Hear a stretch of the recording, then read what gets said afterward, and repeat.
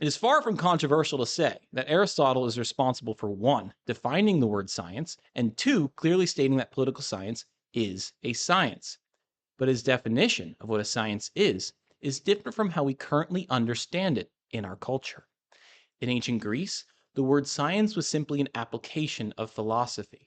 Politics, the organization of human beings, was actually the first and therefore the most important application of philosophy. Why?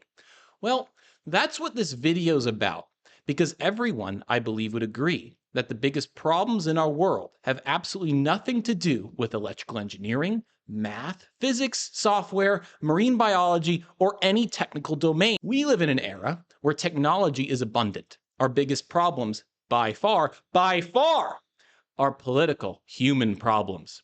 So pushing and shaming the youth away from studying these domains is actually borderline criminal behavior. And if ancient Greece put political science and the organization of human beings ahead of math and these other technical domains, then shouldn't we? This podcast was surreal and strange for me to listen to because minutes before I was beginning to reread Aristotle's Nicomachean Ethics on my way back from Paris watching the Olympics. And literally on the second page of the first chapter is a section titled Politics as the Master Science of the Good.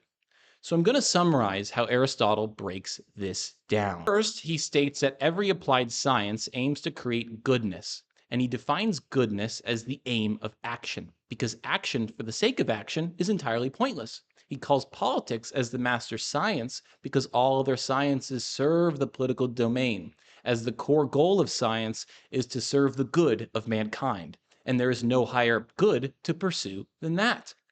He takes it further, stating that this science, political science, determines which other sciences ought to exist, which kind of science each group of citizens must learn, and what degrees of proficiency each member of society must attain in those various domains. Because obviously, every science is dependent on the legislation, the rules, the values that are downstream of politics, and that will never change. And what is at the end of politics? What is its goal? It is the good of man, or more specifically, the good of the nation, not one specific man within it.